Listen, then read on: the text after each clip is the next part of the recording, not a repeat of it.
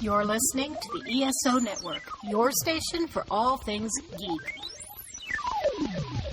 Ian, look at this. What, it's a police box. What on earth are you doing here? I mean, these things are usually on the street. I feel it. Feel it, you feel it? Faint vibration. It's alive. Earth Station Who, a fun mashup exploring over 60 years of the Doctor Who universe.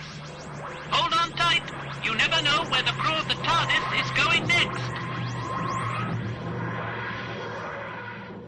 Hey there, Whovians, and welcome to another episode of Earth Station Who. That's right, folks. We are back, and we've got a great one to talk tonight. We are going back to the 5th Doctor era, and we are going to be looking at Planet of Fire. It's the last episode with Turlough, the first one with Perry, and the second to last episode with the 5th Doctor. It's pretty amazing.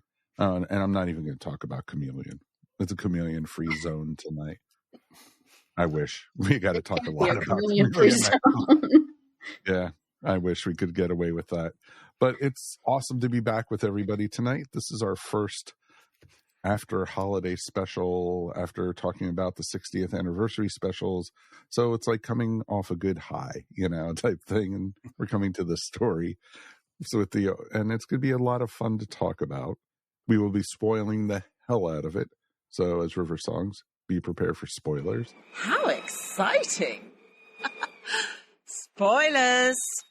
Of a show that was, 40 years ago already? God, really that far? Yeah, wow. I know. Thanks. Okay. Thanks a lot for reminding us. I know. So it's going to be a fun one to talk about. We've got a great crew here, of course, to talk about it. Let's welcome, of course, our regulars. Mr. Mike Gordon is here. Howdy. How are you, my friend? Peachy keen, and yourself? I'm doing great. And, of course, Ms. Mary Ogle. Hi, everybody. It is fantastic to be here. It's good to have you in good health. And once again, Mary. Yes, I have been getting over the flu slowly.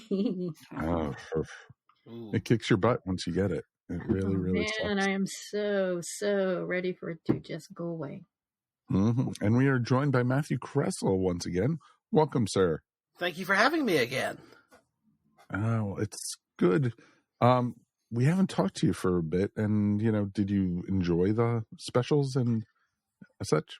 Yeah, I think, by and large, I enjoyed them. It was something different than I think what I was kind of expecting from, an anniversary, specials, really, instead of just having the one. And I will admit I was a little nervous, not being the biggest fan of David Tennant, to have Tennant back. And it's like, it's 2008 all over again. But, I was pleasantly surprised that it was, in fact, not 2008 all over again. Nope. I was kind of spoiled, though, with the first one because I got to see it at Chicago TARDIS. Was that weekend. And Rachel Talalay, the director, was there, so they brought her in to introduce it and also back out when at the end of it. And, I was in a room with, 800, 1,000 fellow fans watching this thing. And we gave her a standing ovation, and I think we made her happy cry. So, it's It was a special moment, and I came out of watching Star Beast with a buzz that kind of continued on into the others. So, yeah, I think it's safe to say I enjoyed them. That is awesome. Awesome. I'm glad to hear that you did, and it would have been fine if you didn't, but you know what I mean. I'm glad to hear that you did. And it's pretty awesome that, you got to see it with a huge crowd of people and to see, Rachel there too, which is pretty awesome. So cool. And, I'm sure Chicago TARDIS was as wonderful as always. Oh, yes. This year was a really good one. Of course, it was the 60th, so there were lots of guests. Carol Ann Ford was one of them. So I was, determined, come hell or high water, I was going to be there.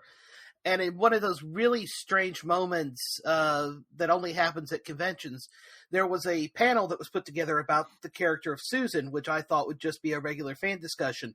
Oh, no, they put 3 fans, myself included, with Carol Ann Ford on a panel. And oh, wow. I sat, not 5 feet away from Carol Ann Ford, Susan, the original Doctor Who companion. And I'm sitting there going, 15, 16 years ago, I was watching her for the first time in The Five Doctors. What is my life and how did I get here?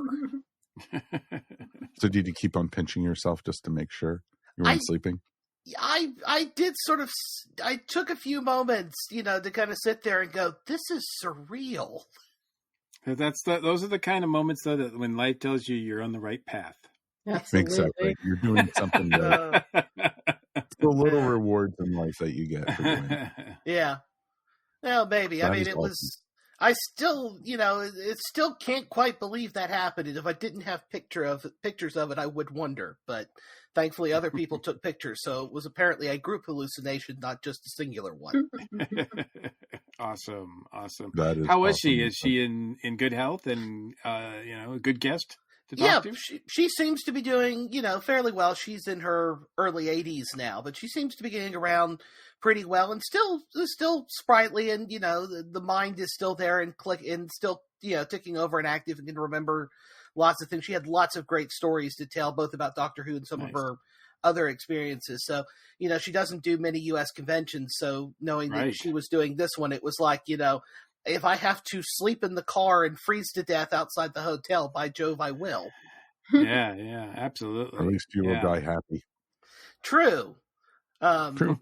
It was very cold in Chicago this time too. We even got some snow while I was up there, so probably would have died in the car. So I'm glad that didn't have to sleep in the car. Glad it didn't come to that. Yeah. No, and there wasn't a major out in the back or something like that for you, so it's okay. Yeah, very true. There we go. Well, we also definitely would love to hear from you guys at home. Please write us, feedback@earthstationwho.com, and let us know what you guys have been up to since we talked last. And, what have you been to? Did anyone go to Chicago TARDIS? Is anyone planning on going to Gallifrey? And it's interesting because Gallifrey used to be the big Doctor Who convention in the U.S., and it used to sell out months in advance, almost like within minutes a lot of times. And now you could still get tickets like less than a month before the show. And it's just interesting how, that's changed a little bit and everything. So I don't know if it's a look at fandom with Doctor Who or just the need, because they haven't upped the number of tickets that they release or anything. It's just interesting with that. And their guest list is still pretty impressive. Yeah, they always have an impressive guest list. Yeah, absolutely. So I don't think it's that. And I don't know. Is it one of those things that just hasn't come back yet since the pandemic? I think so. I really do. And I'm going to be curious to see, next year when Doctor Who has been on the air for, with the new Doctor and, on Disney and such, and seeing what the crowds are like there. I think that would be a good way to judge it. I'm not judging this year type thing. So it would be interesting to see. And if not, maybe we'll plan a road trip to, Los Angeles for 2025. Drive cross country. Exactly. Matthew, was the turnout at Chicago TARDIS pretty solid? It was, per the organizers, the most attended convention they've had since 2017. Goodness, so, really? Okay. That's awesome. And it definitely felt like there were more people there this year. It wasn't as crowded as it was in 2013, 2014, when it felt like, things were, the show was kind of huge. But there were definitely more people this year than had been there either when because I missed a couple of years, either when I was there in 19 or indeed 21 or 22. Mm-hmm. The last time I was there was, oh my goodness. You didn't date yourself, Mr. Gordon. Just remember that. I know that, suitably enough for this episode, Peter Davison was the guest. I believe all three of his companions were guests there too. So it was a sort of a Fifth Doctor era look at, which was not my intention to take advantage of. Instead, I was hoping to see. I think it was one of the times that Alex Kingston dodged me. I think she was supposed to be there and bailed when she found out that I was going to be there. Well, darn it, Mike. But at least I ruined it for everybody else. I'm sorry.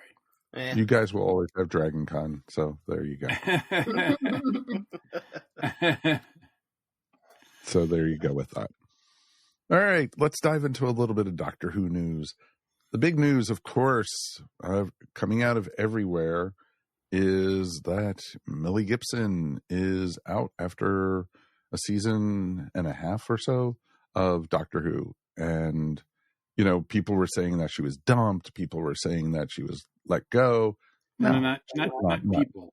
It was headlines. Clickbait headlines. Yeah. Nasty UK Mirror headlines were saying shit like that. The Daily Mail and the Mirror and exactly. Yeah. I mean, but, No, but it's interesting because, even Variety picked it up, and their headline was Doctor Who star Millie Gibson to be replaced by Varada Sethu after one season.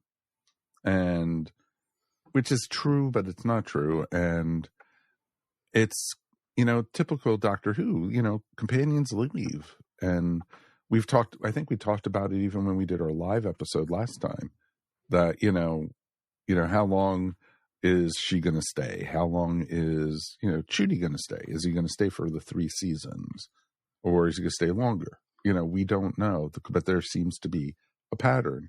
And especially if you think about it with the RTD era of Doctor Who, when he was doing it, most, every season had a change with him because, first season was, of course, the 9th Doctor and Rose, but then the second season was Rose and the 10th Doctor.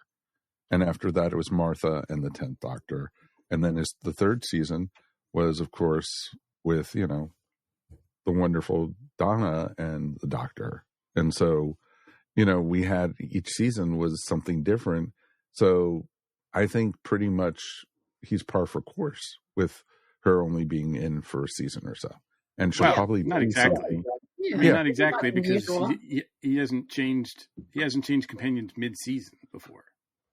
No, but it also seems like she's not. They've already said she's not going to be in the Christmas special, and so but she has done some filming for the second season. So it could possibly be something like how Martha was, how she popped up during the Donna and Doctor season, and how Rose never went away. Yeah, exactly. Rubbing it in. Yeah, I think we got spoiled by Moffat keeping, the Pawns and Clara around, but also, the Chibnall era, the companions basically, they came and they stayed, and, with the exception of Dan popping in for that last, Jodie season. The companions stuck around for a bit, which is more or less how it was in Classic Who, except for, that one brief period during late Hartnell where they were changing companions every 6 serials. I think people have kind of forgotten that, but also, as we've talked about before, the Mirror knows good and well that anything with Doctor Who is going to, sell papers, and it's going to get people, all those all important clicks onto the website. So, not only does the Mirror know that, but Russell T Davies knows that too. Yeah. And by changing the companion mid-season, he knows that's going to get headlines. Mm-hmm. He knows that's going to get headlines, and I do not doubt at all. I mean, look, if it's something where she didn't work out, I mean that's a viable option to be sure, and I hope that's not the case, because a lot of times when showrunners have to sort of wrap up storylines really quickly on the fly, sometimes, most of the time, it doesn't go as well as we'd like, right? So I hope this was a plan. But I wouldn't be surprised at all if it was a plan, and hopefully planned enough in time so that she gets a good send off, and that the new companion gets a great introduction. And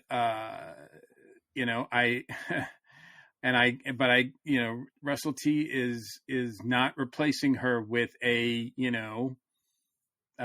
white companion, which is, even more headline material.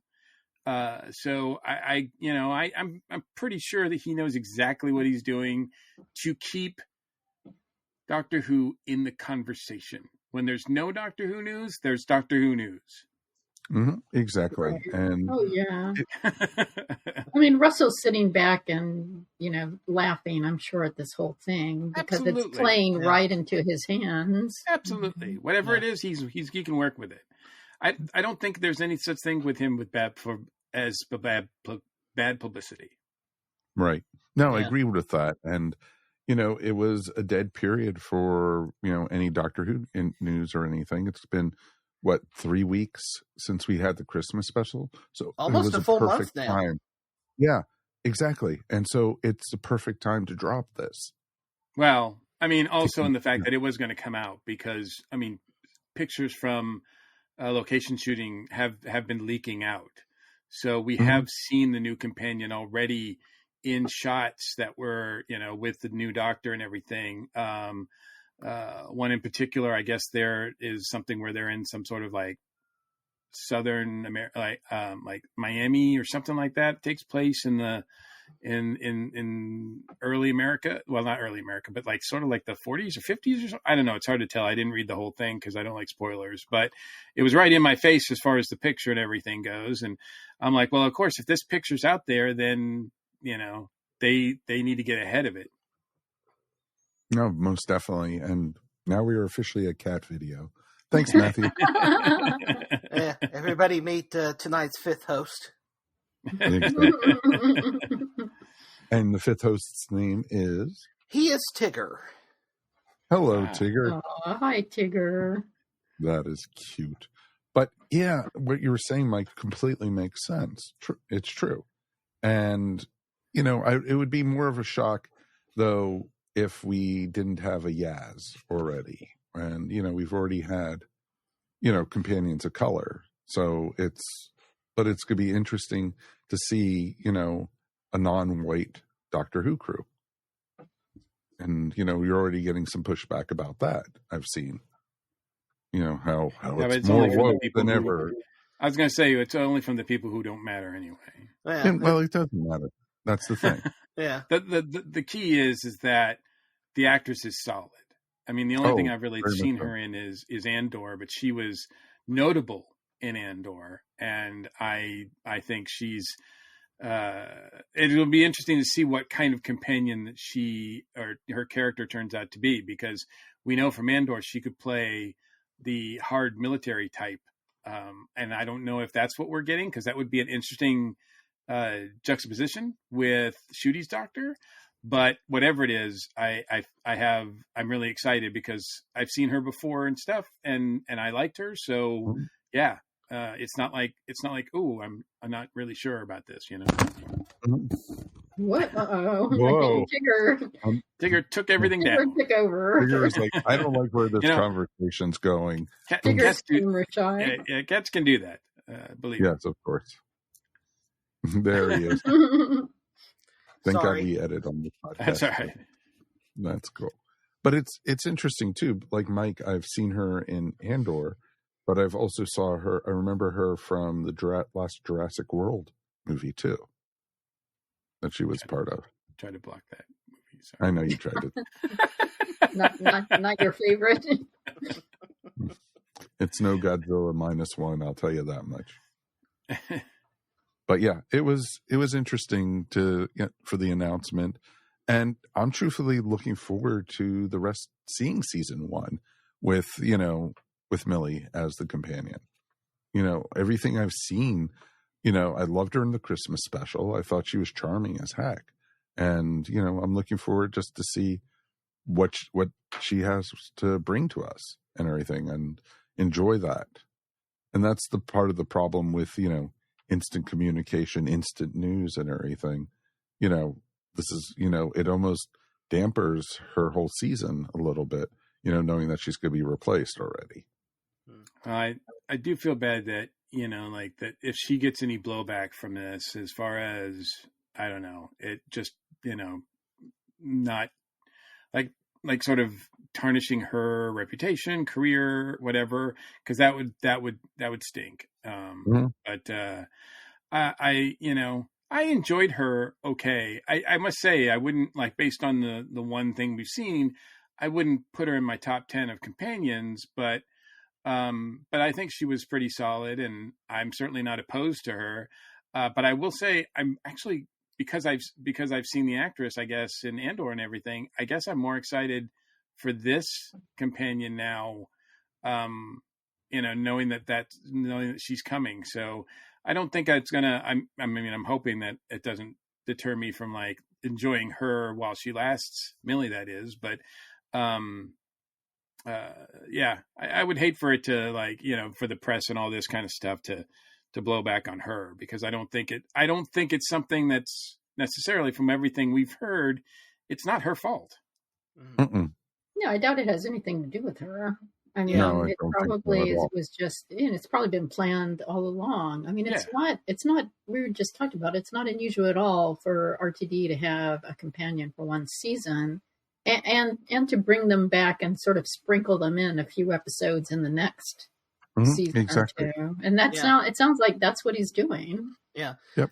I think that the reason this is also getting headlines is the fact that they're filming so far in advance now that this news is also broken before we've had a chance to really see her beyond, what we saw her in the Christmas special. So, people are going to read into it, anything and everything they want to read into it. And the fact that the next companion is going to be, as you said, an actress from Andor just, also feeds into the, oh my God, Disney is going to ruin Doctor Who crowd. But, Yeah.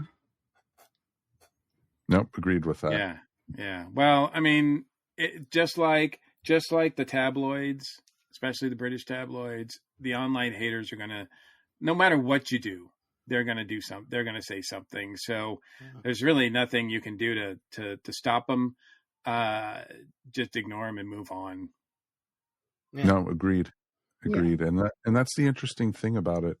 Is, these are the same tabloids that even before Ncuti started as the Doctor, saying Ncuti Godwa, they're not happy with him, that they're going to let him go, that he's already on his way out, and that they're already looking for the next Doctor. And it's like, in fact, they say it about every single Doctor. I was going to say, I can still remember Matt Smith was going to leave after that first season because he was too young and he was partying all the time and he wasn't behaving on set and this, that, and the other. None of which turned out to be true, as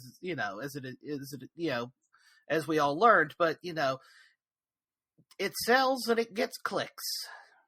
Exactly. Yeah. And you know what?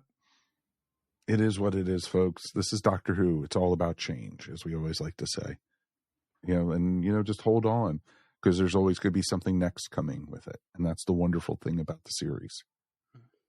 So, speaking of the series, we're getting another DVD Blu-ray of Doctor Who. That's right, folks. We're getting a new season of Tom Baker. That's right, season 15. And that's the Doctor and Leela, and they released a Leela during the Time War video. Oh, that clip was awesome! I loved it. That was so fantastic. Matt, does this fall in line with what she's been doing in Big Finish? As far as I know, I mean, I haven't heard any of the Time War Gallifrey sets, but ironically enough, I was actually re-listening to the last of the War Doctor sets that Big Finish recorded with John Hurt before he passed, which reintroduced Leela into the Time War. And I literally was listening to that the day that the trailer dropped. And it was like, oh, wow. This is just one of those funky bits of symmetry. But it does tie into, Big Finish have established in a lot of the audios that she's there for the Time War. So, in some capacity, having been there at the beginning and then vanishes for a bit and comes back in with the War Doctor. So it was a nice little bit of things, that they were able to tie it all together. Even if it was for, like a 5-minute video that mostly is going to be on YouTube. But the buzz that generated for that set, but also people going, oh my God, Louise Jameson, classic companion again, is always wonderful to see as well. Very much so. And it was so much fun to see. And it's such a good season of Doctor Who. And, going all the way back, I think because we just recently did the Sunmakers, we also have done the Time War, type stuff. But what was it? What was the episode with the Santarans in it? Invasion of Time? You know, Invasion of Time is on there. So there's a lot of great stuff that season. Oh so. Yeah, she's one of my favorite companions. So that's a great season. We get to be introduced to K9. Yeah, so that's awesome. In that season. Well, it's not perfect. I'm just kidding. I know. I actually kind of like Invisible Enemy. I've always had a soft spot for it, which was why I'm always surprised when people hate on it. And it's just like, it's not that bad, folks. No, it's fun, and she's great. Oh yeah, she and the fact that they didn't have great chemistry off screen, I don't know if it added to the chemistry that they have on screen, but they just work together really well. And it's really a doctor and companion relationship that we haven't seen a lot of, and I just really appreciate it. And talking about this new companion coming in with 15, if she is a little bit more military based, it would be really kind of refreshing. It would be sort of hearkening back to Leela, I think. No, I totally could see that. I think it's not a bad idea. And you know what? I always liked it because it also felt like a little bit of My Fair Lady, the doctor trying to, civilize Leela. Yeah. Well, certainly in Talons of Wang Chang, there are really some Pygmalion type elements to that story. A lot. Yeah. That's like really in your face. Yeah. Mm-hmm. Exactly. Yeah. But there's a lot going on with that series, and that in of itself is it's one of the greatest stories. I think I think Mike, you credited that as one of the ones. It was your first, right? It was my first. And so Talons was Channel 9 in New York, WOR. On Saturday afternoon, I was flipping channels, and all of a sudden there was ninjas and giant rats and a girl with a knife trying to, take out the guy. And it was just like awesome. And then there was a guy in a Sherlock Holmes hat. And it was just like with a long scarf. It's like, I'm in, and I've never looked back, which is pretty darn wonderful. So yeah, it's pretty cool that we're going to get that. No release date yet. We're that here in the U.S., of course. Of course not. No, I just got an email from Amazon saying that the season 20 Blu-ray is pushed back all the way to April now. It was originally supposed to come out in November. Wow. So we'll get it 6 to 8 months after the UK, like it seems like we always do. Exactly. So we'll see. We will see. Cover artwork is great. I showed it to Maddox when I was with him, and I was like, dude, this looks just like your artwork. And it's like, mysterious, isn't it, Faber? So yeah. I mean, Lee Binding, who's the artist, does great work anyway. So he does. I follow him on Instagram, and he always has amazing. He's been doing Doctor Who artwork for a long time now. Yeah, back in when the DVD range was still going 13, 14 years ago. In fact, his DVD art has been my phone wallpaper on a number of occasions. Yeah, it's really solid. Awesome. No, his work is great, and I'm looking forward to seeing what kind of bonuses they have and, the interviews and such. So it should be a ton of fun to get that one. And, and as I'm doing that, I'm trading out my older seat DVDs, and it's just like making, piles. And the people at, when I sell them at McKay's, they're just like, more Doctor Who. Awesome. Because, they're not going to stay on the shelf all that long, which is pretty cool. So that is what we have for Doctor Who news, which is wonderful. So let's take a quick break, and we'll be back in a moment, and we are going to be talking all about Planet of Fire.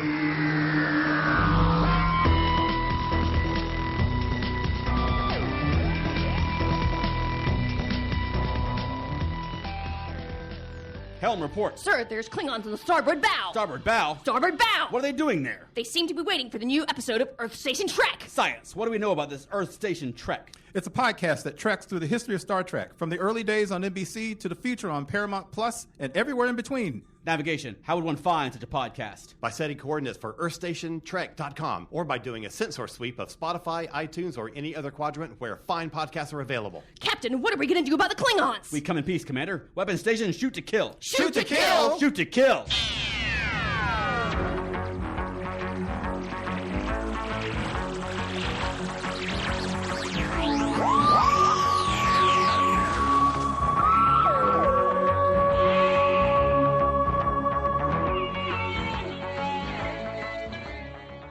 Welcome back. Now we are talking about Planet of Fire. We are going back to February 23rd, 1984. Wow. It is almost exactly 40 years. Wow. That is pretty amazing. We missed it by a month. So it's interesting. This is actually the first time I've actually seen this one. Oh, wow. Really? No, I know. Shocker there. And it's a shocker. I've never seen this one. I've read the book. I've read the Target novelization.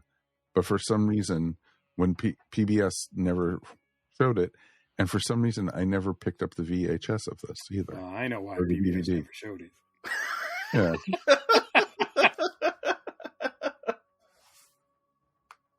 So we got, we lost a companion in this one, and we gained a companion. Hey, look, we're switching companions mid-season. That's never done. Exactly. What? That's not allowed? That is not allowed. Since we're not watching these in any sort of logical order, it is interesting to me that we saw as far as the Fifth Doctor's companions goes, we've seen them not disembark in the correct order. At least I haven't. No. So, because I think the first one that I saw leave was Tegan, right, and then Nyssa, and now Turlough. So it is kind of interesting to see it sort of out of order. And I did, I know that there are gaps in between those episodes. So that is kind of interesting to me, as well. I don't think I filled in all those gaps. So to me, this was interesting. This is the first time I've seen just the Fifth Doctor and Turlough on an adventure. I think this is the only time they were on an adventure alone. Well, then. Janet Fielding was there. This is the only story that Janet Fielding doesn't make, Fifth Doctor story, I should say, that Janet Fielding does not make an appearance in, because she's one of the heads, of course, at the end of Case of Androzani. So exactly. this was very much a rarity. But I think my experience first seeing it, Mike, was a lot like yours, because I came across it on VHS out of my local public library, in the mid-noughties when they still had VHS tapes. And I had was bouncing around the era all over the place and sort of watching it for the first time. And I think I'd seen Perry in a couple of Six Doctors stories at that point, so I knew who she was. And it was interesting to kind of watch. I didn't know Turlough very, very well at all. So it was like, okay, I'd met him in the Five Doctors, and then I got to see him leave. And it's like, such is life. Well, and that's also kind of interesting too, because he has a whole storyline, like a linear storyline where he, is a traitor, turns heel or whatever, and then redeems himself. And it's interesting to watch, even though that all of that stuff is over. And I've seen most of that, thank goodness. Because it makes me appreciate, when Turlough is not being honest with the Doctor here, you could tell like Peter Davison does a really good job at going, I don't know if I trust you. He's got reason. Yeah, he's got reason not to trust this guy. Not him. Yeah. And right from the very beginning of this story, Turlough is doing stuff that's like, oh my God, is he, working against the Doctor again? Well, it's always. Do you think that was on purpose? They wanted to try to lead you astray. Yeah, I'm sure that. Yeah, there's nothing about John Nathan Turner that's subtle, Mary. Very true. This I've learned. Yeah, world's worst showrunner, but yeah. Yeah, there is nothing subtle about anything with this, and it was interesting though. I liked how they did a lot of on-location shooting for this, though. I thought it was some very beautiful scenery. Well, they did have some really nice shots, yeah. It's true. At first I was like, oh my God, are we just going to have this whole thing in a quarry? But no, they actually No, they are on location. They are on location. I was like, ooh.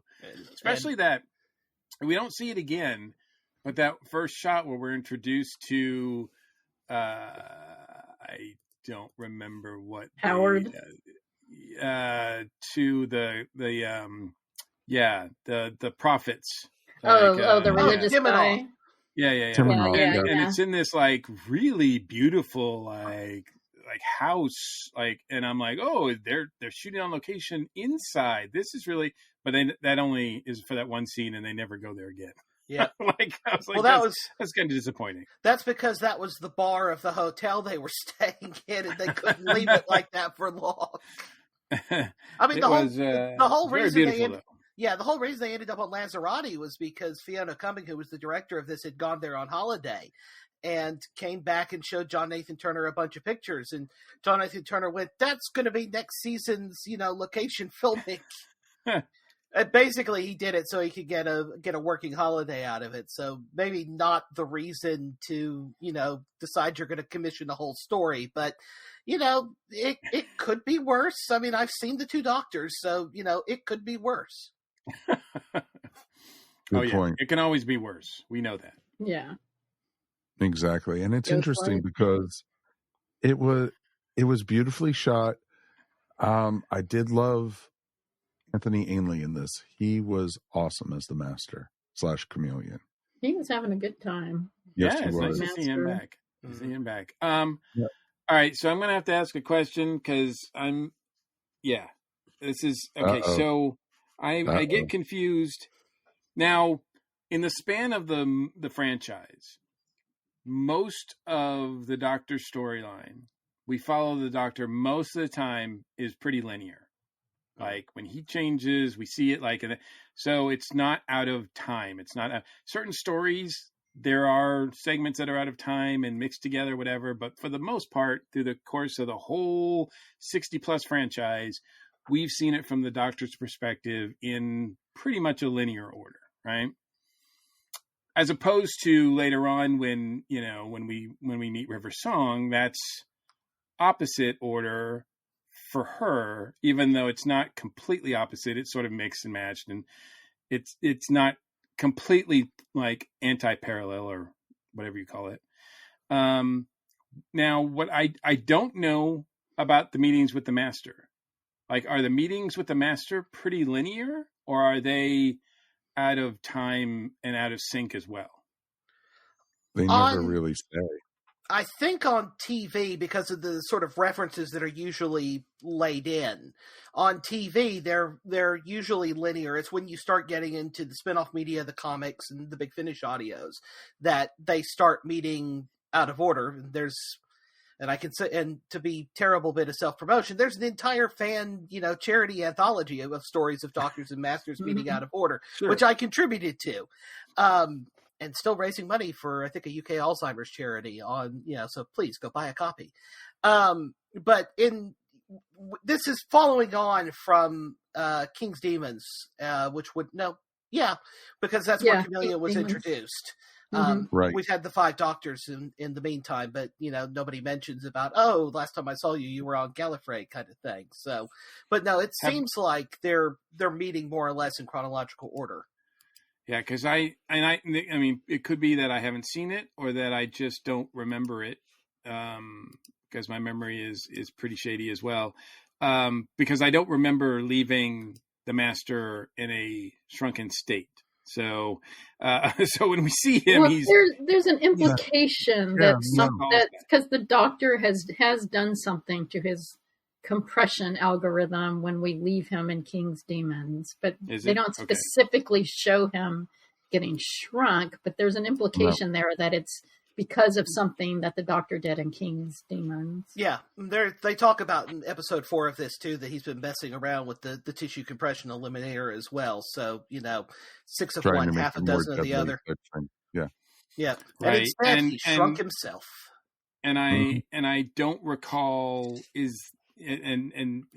spoilers for anything that comes ahead, but I don't recall like when he comes back after this. It's Mark of the Ronnie is his next TV story, and they basically hand wave it very quickly. The Ronnie makes a comment along the lines, "Well, I heard you got yourself into some trouble on Sarn," and we're supposed to have died, and the Master makes some quick comment about, yeah, everybody was supposed to think that or something, and that's it. And they move right along with it. So because at first I was like, oh, is this how he ends up like the charbroiled master that we see?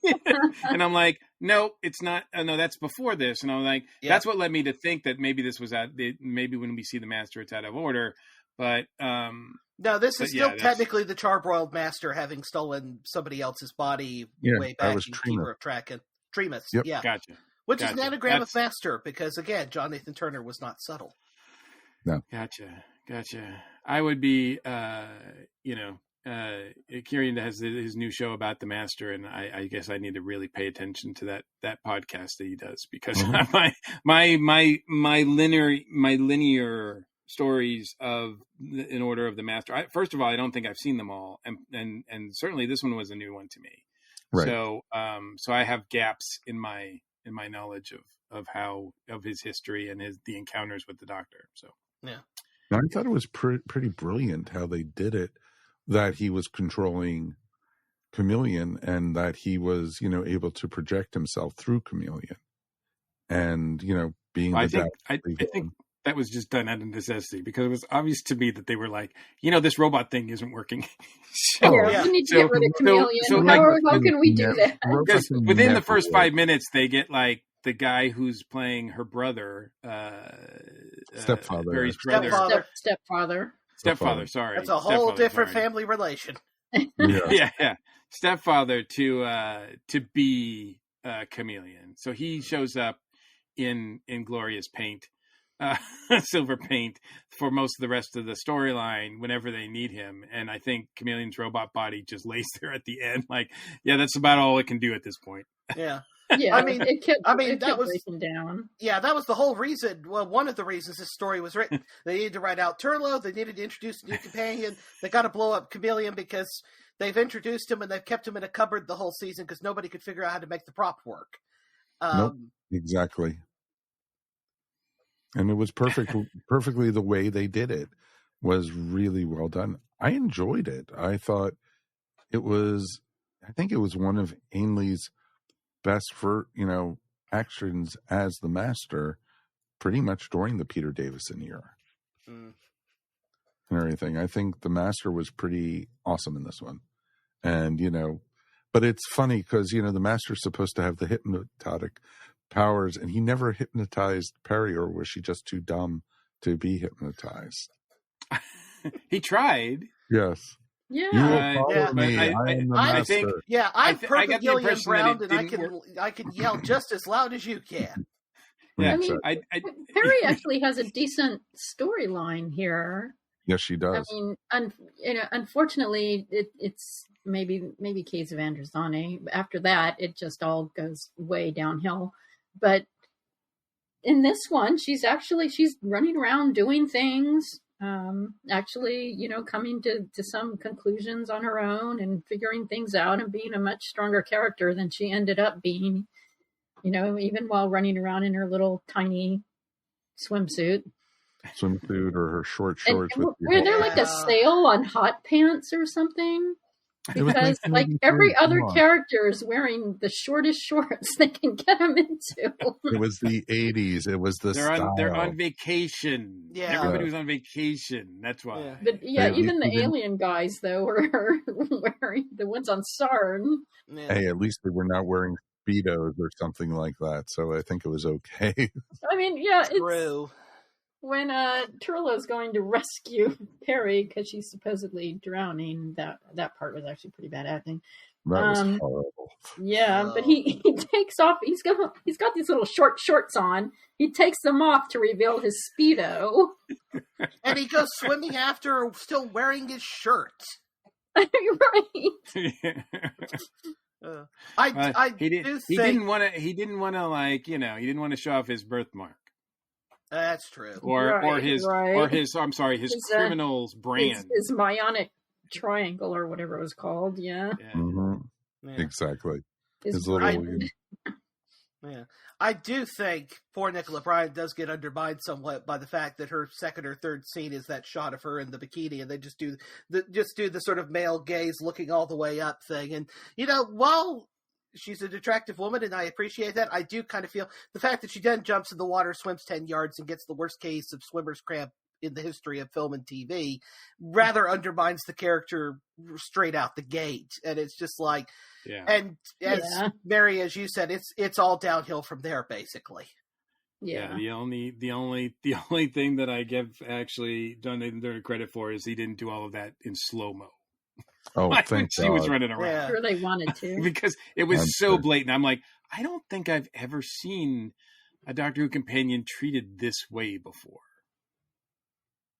Like, what do they say? Like, well, I don't know if I'd say that. This one's for the dads. Like, that's what, like, that's I mean, Leela was kind of for the dad. Leela, exactly. Yeah. No.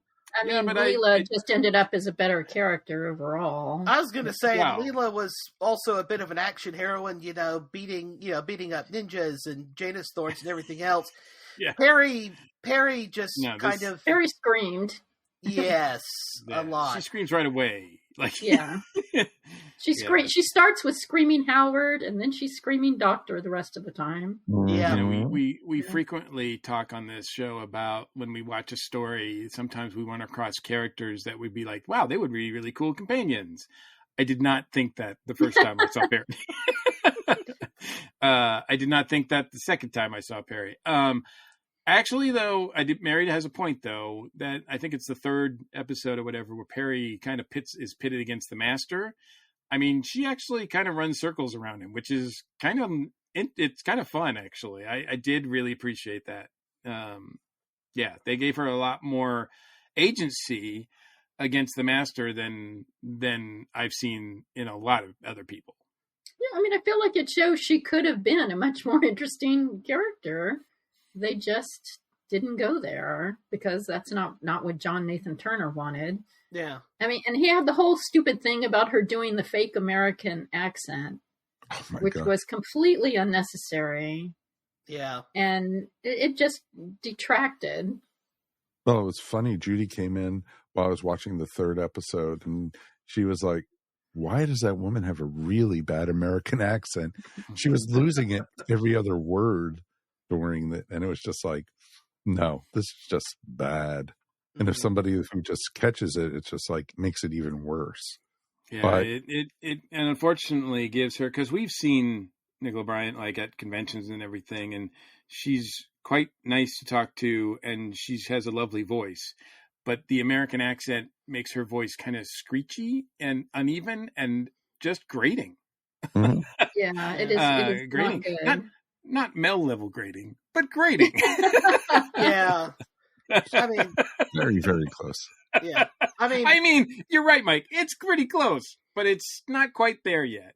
Yeah. Mm-mm. I mean, bless her, at Big Finish, because I think at Big Finish she's really kind of found, and maybe that's also, by the time she was recording at Big Finish, she had another 15 years of acting experience, and then now, another couple of decades doing it there. But the accent's gotten quite good over at Big Finish. But yeah, all over her TV run, but especially this one too, Matthew.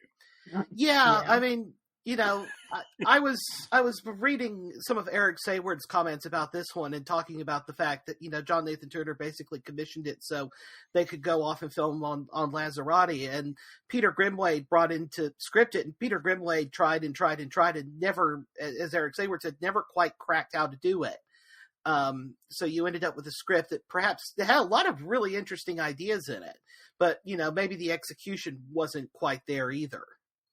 And I think, you have a complete waste of Peter Wingard and Barbara Shelley, two very accomplished actors who I've seen in a lot of really great stuff. And Peter, bless him, I mean, he tries his hard. He is trying so hard. I have to give him so much credit. Raise the material up. Barbara is just like, she's just like, yeah, whatever. Like, I don't care. I just want a paycheck. But like, I was like, that's Barbara Shelley? Are you kidding me? She's just not really even that noticeable in this. Yeah. Well, it's not a great part that she's playing. Not at all. none of them have great parts really. But man, Peter, I give him credit because he's attacking it like he's doing Shakespeare. Yeah, I mean, and actually, I think he does kind of give his character some, I don't know what's the right word, pathos, maybe, yes, some weight, because he is somebody who's really struggling with his, his faith is getting torn apart. I mean, you could have made a really interesting story out of this. Yeah. I mean, this is a guy who has spent his entire life with this belief system, and it is getting crushed as these events go, and in the end, he doesn't survive it. Yeah. But and actually, the actor is probably relieved at that point to be off screen. Detailed, Yeah, I mean that strand was supposed to have been stronger in the script, apparently. And again, Eric Sayward going, "This is supposed to be a sci-fi adventure series." Apparently, just cut a lot of that strand out. So, and again, didn't do Peter Wingard any favors either. But again, as we said, the script doesn't really do anybody any favors if you're not the main cast or the master for that matter. It's a lot of stuff to toss up in the air. I mean, there's a lot of stuff going on. I mean, you're trying to tell just a Doctor Who story, an interesting story about these people. You've got to figure out what's going on with Turlough and his people and write him off. You've got to introduce a new companion. You've got the Master coming in with his relationship with Chameleon. And then through it all, Peter Davison has just got to be the Doctor, which, sometimes is easy. Sometimes it's not so easy. Here, he's pretty good, but I wouldn't say this is a shining moment, a story for him, really. Yeah, the kind of impression. Yeah, sorry, go ahead. He did as good as I was just going to say. I think he did the best he could with the material he had. Well, sure. Yeah, when after stories like this, you're like, yeah, I can see where Peter's like, yeah, it's time. I mean, yeah. Mm-hmm.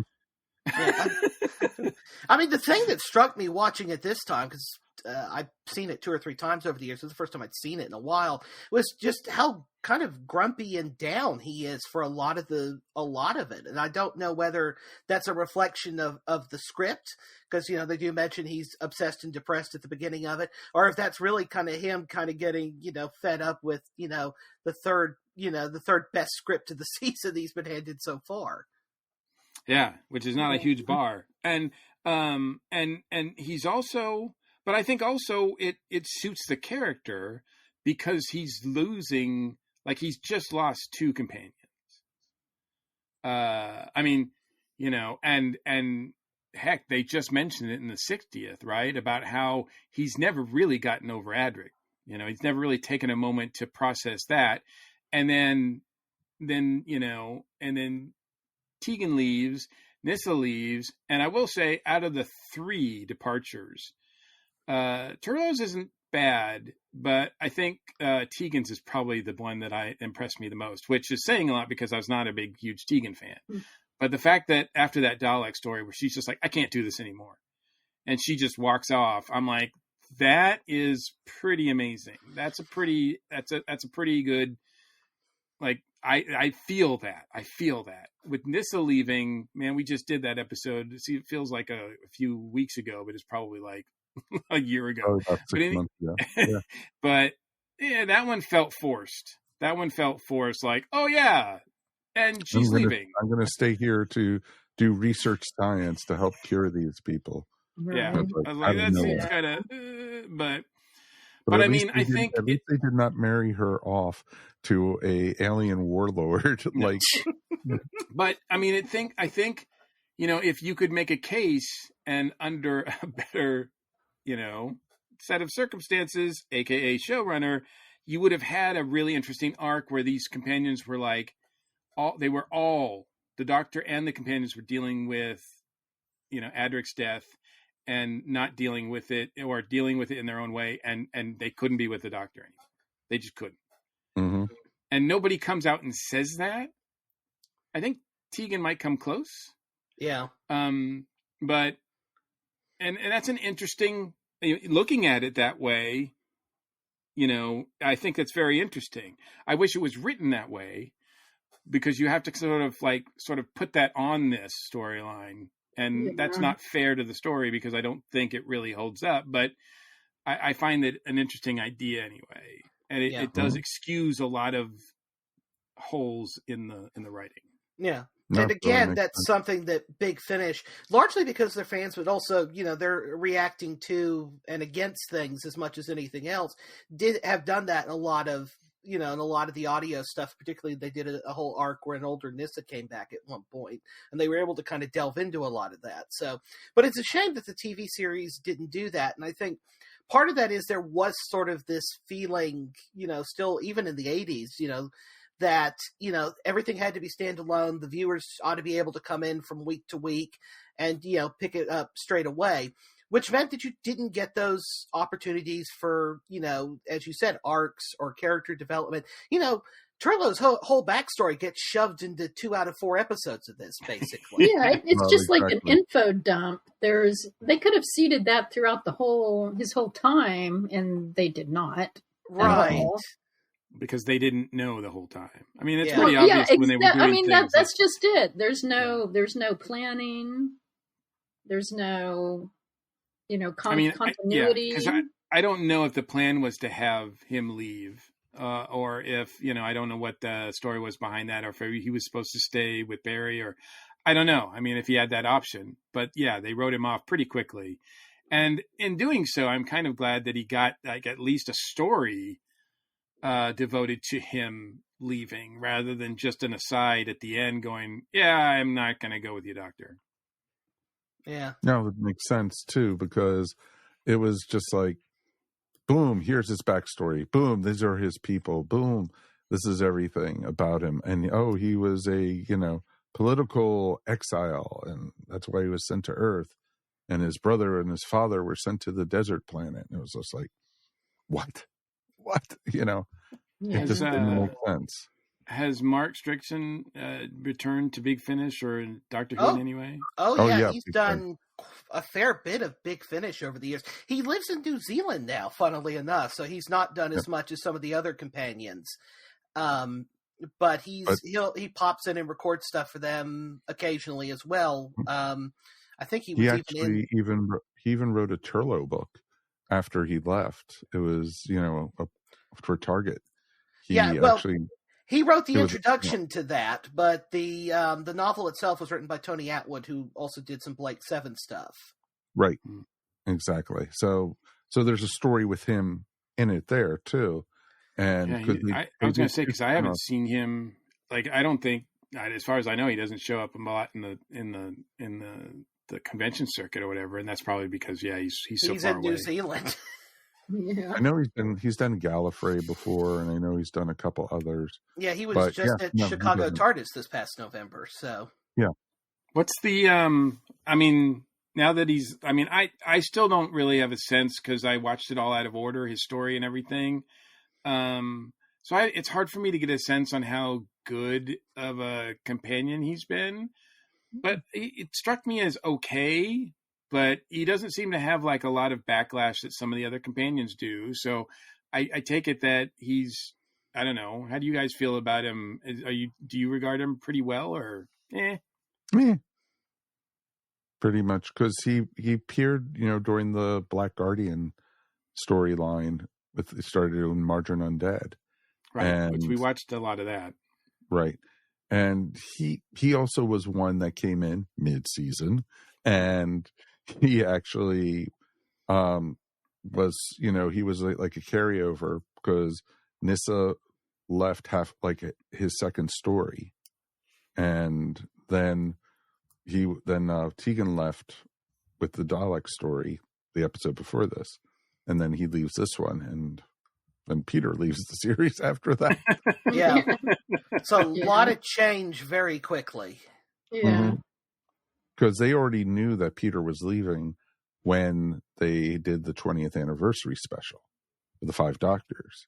And that's why Colin Baker didn't reprise his role as Maxwell in the 5 Doctors, because they said it would have been weird having Maxwell show up and then, next season, halfway through, the Doctor turned into, the 6th Doctor. 5th Doctor becomes the 6th, And it's like, hey, didn't I see your face before? Type thing. So that was all behind that. And it was real interesting too, because Peter's story when he changed, Caves of Androsani was not the final episode of the season. The Doctor changed. They had one whole story. Twin Dilemma was the final episode of that season. Yeah, because season 21. Yeah, John Nathan Turner had that experience with Logopolis going into Castrovalva, that there was suddenly that 8 or 9 month gap between the two. And he had decided, he didn't want to have that long transition from Tom Baker to Peter, like there'd been from Tom Baker to Peter Davison. So he's like, okay, we're going to end the season on the first story for the new Doctor. Forgetting, of course, that it's the end of the season and they've run out of budget and they've got the worst script of the season lined up. So, but that is literally a whole nother podcast. Yeah. You can go back and listen to us review Twin Dilemma. You'll be thrilled if you do. We are not JNT fans. No. Yeah. But it was an interesting story, especially for the first time seeing it up on the screen for me, because reading in the book, you build it up and have it in your mind what everything looks like, and it didn't live up to what I had built up from the book and everything. But it was fun. I didn't hate it by any means. As a Peter Davison story, there's a lot worse, and there's also a lot better. Low bar. I know. So we're setting the bar low for these ratings, folks. So, any final thoughts before we go ahead and rate this one? I mean, I'll say this about Turlough. I feel like he was one of those companions who had potential, and I actually found him kind of interesting. And the whole, he's being coerced into killing the Doctor and all of that storyline was, in some ways that was interesting, even though they didn't do anything with it like they should have. But I mean, this whole era, I don't think was great, to be honest. Wasn't that the first time they actually had a companion who was actually plotting to kill the Doctor? To be, Well, who knows how many secretly were plotting to kill the Doctor? Yeah, you're not wrong. I do have a theory about this story, which is that Russell T Davies at some point in late 2008, early 2009, watched it as he was writing David Tennant's last story. I have 2 reasons for thinking this. Both are from towards the end of the story. One of which is that when the Master is in the flame and is trying to get the Doctor to save him and he refuses to, the Master tells him that he's planning that he will haunt him until the end of time. And secondly, one of Turlough's last things he says to the Doctor before he walks off is, "I don't want to go." I heard that, and I was like, wow, I heard that, maybe 35 years later with a certain Doctor saying that. Yeah. Well, and Peter Davison is David's Doctor, right? So I don't know if that left a memory in his mind as well. But that isn't, Matthew, real quick, that is an interesting point too. I did, for all intents and purposes, the Doctor is seeing the Master. I know he should know better, but that's for the last time. And he does look really not happy about it. Yeah. He takes that in with him to the TARDIS, and Perry's like, what's wrong? Or, you just defeated your arch nemesis. Don't you want to go to Disneyland or something? But he does not. I think, I would like to, I don't know things well enough about this time period, but it would not surprise me to learn that even though it's not scripted, that a lot of the threads that we've been talking about that was going along with the Doctor and how everything was weighing on him was not part of what Peter Davison was using in his performance. It's certainly possible. It does strike me as odd to do, like without somebody saying, "Oh yeah, that makes sense. Play it that way." Mm-hmm. Well, it's a good possibility. Yeah, I think I'm correct in saying, too, that Anthony Ainley had a bit of a deal with the Doctor Who production office that he would come in and do, 1 or 2 stories a season or something, and this was the end of that contract. So at the time that they made the story, there may even have been some thought that this was going to be Anthony Ainley's final story as the Master. But again, because he got along so well with John Nathan Turner and, was doing the American convention circuit, it was like, well, let's keep bringing him back. But in recording this, Peter knows that it's his last, right? Like he knows that he's done after one more story. Right? Yeah. Oh, yeah. Like he knows. Yeah. So very much so. No, it's not a surprise. Peter said he was leaving the season before, so it's he was ready to go. Yeah, he was like he's ready to say goodbye. So he had decided, way back in sometime in the summer of '83. I think he has said that it was while he was doing the All Creatures Great and Small Christmas special for that year. They were filming it, and John Nathan Turner kept pestering him and his agent to say, "Hey, do you want to, let's do a 4th season of Doctor Who?" And Peter just kind of thought about it and was like, "Yeah, I'm ready to move on now." And also something he was inspired to do because of some advice Patrick Troughton gave him right after he was cast, which was just do 3 seasons, my boy, and move on. And, as Peter has said, it was probably a wise decision from a career point of view. Yeah. Although look how many times he's gone back and done and revisited the character, Yeah. I mean, he's done lots of other things. Looking ahead at what came after his last season, I don't blame him for getting out at all. Yeah, I mean, he said that. Yeah, the scripts were not getting better. No. I mean, he's flat said. I think when Matthew Sweet interviewed him for the season 19 Blu-ray, that sort of hour-long interview that's on that. I mean, he flat said that he when he was doing Androzani, he kind of thought, well, if the scripts were this good, I would do a 4th season. But at that point, it was too late. And then watched everything that happened with Colin Baker in Colin's first season, and kind of went, I got out just in time. Yeah. Mm-hmm. All I have to say is Pip and Jane Baker. Let's end that. Yeah. So, I don't think we need to go further than that. Wow. Right. Even Matthew's rolling his eyes at that. Yeah.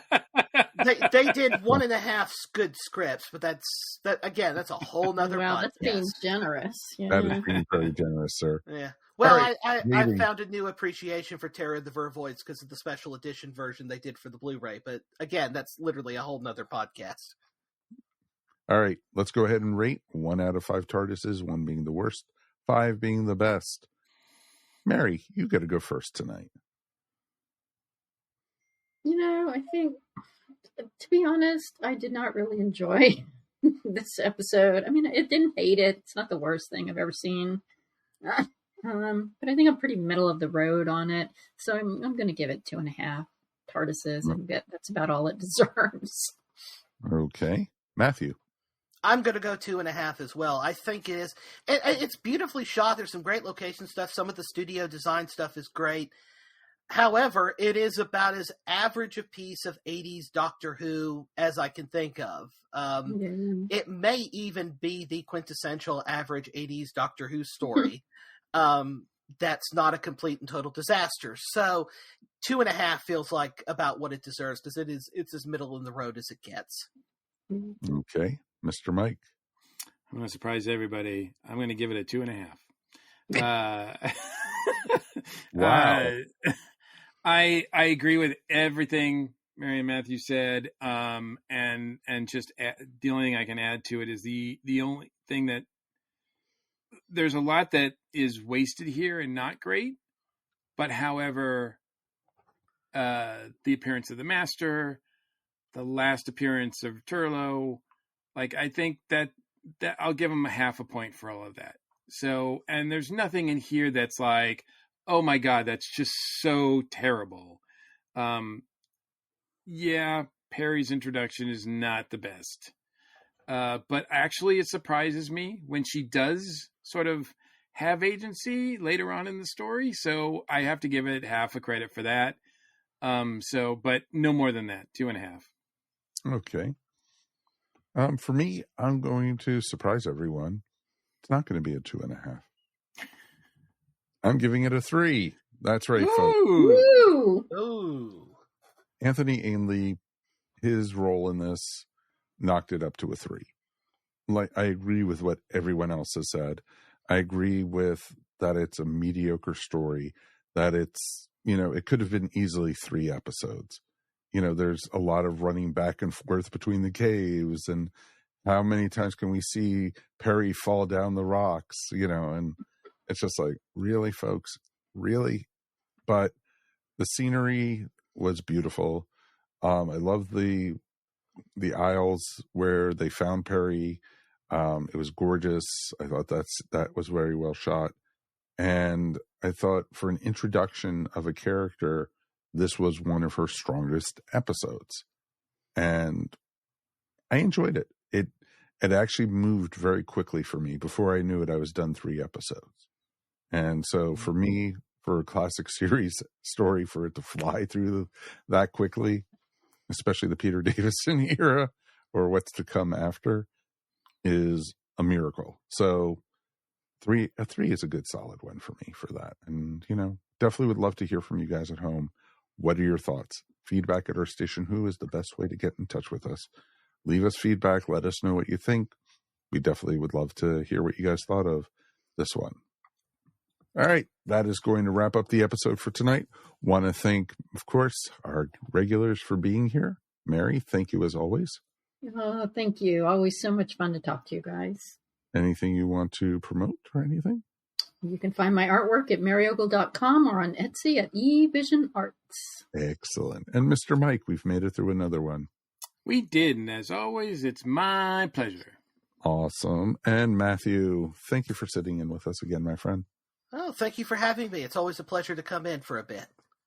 Oh, yeah. Very nice. And you know what? It's always hearing your point of view on stuff and everything. What do you have going on? You're not doing Con K anymore. So what projects are you working on? Do you have any new books or anything? I'm working on a couple of nonfiction Doctor Who books at the moment, actually. Awesome. One of which will be hopefully out from Obverse either late this year or sometime early next year, looking at a much maligned Jodie Whittaker episode, because I apparently decided I wanted to torture myself. Who had an hour and 21 minutes into recording that we start bashing the chimney? Well, it's actually an episode I liked that apparently 5 other people on the planet did, so it has fallen on my shoulders to try and redeem it. So I won't say which one. I'm also working on a book which will be going back to where we've been talking about Big Finish, looking at the Big Finish Doctor Who Unbound stories, but also the Lost stories. Hopefully that'll be out. Well, I've got to finish writing the thing, so I don't know when it will be out, but those are my current works in progress. Awesome, my friend. Cool. That is very cool. Well, gentlemen, ladies, thank you everyone at home for being here with us tonight. It's awesome to be able to talk Doctor Who with you guys. We'll be back on our 2-week schedule going forward. So we'll see you guys in 2 weeks. And I think it's going to be a ton of fun. And before we know it, May will be here and we will be, boom, back into reviewing new Doctor Who. You know what? On behalf of all of us here, thank you so much. We will see you next time on Station Who. Peace, and we are done. Bye, everyone. Bye. You've been So listening thanks to for all the Earth fish. Station Who, a pop culture podcast dedicated to all things Doctor Who, featuring talents from throughout space and time. All topics on the show are the sole opinions of the individuals and are to be used for entertainment value alone. You can subscribe to our show wherever fine podcasts are found, or check out our website, earthstationwho.com. Don't forget to check us out on Facebook or Instagram, and if you enjoyed the show, please write to us at feedback@earthstationwho.com. Thank you so much for listening, and we will see you on the next journey of Earth Station Who. This has been a broadcast of the ESO Network. Be part of the crew and help support our shows by donating to our ESO Patreon or by shopping at the TeePublic store, which can all be found at www.esonetwork.com. The ESO Network, your station for all things geek.